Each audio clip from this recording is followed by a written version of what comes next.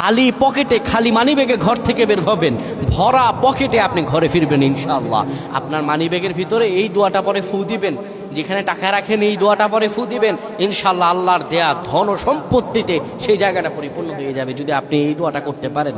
এক ভাই সৌদি আরবে থাকেন, উনি এই দোয়াটা পরে ফজিলত পেয়েছেন, আল্লাহর কসম করে বলেছেন উনি তার ফজিলত পেয়েছেন। শুধু তাই নয়, পৃথিবীর বুকে অসংখ্য মানুষ আল্লাহর ওপর ইয়াকিন করে এই আমলগুলো করেছেন এবং ফলাফল পেয়েছেন। আপনিও পাবেন ইনশাআল্লাহ।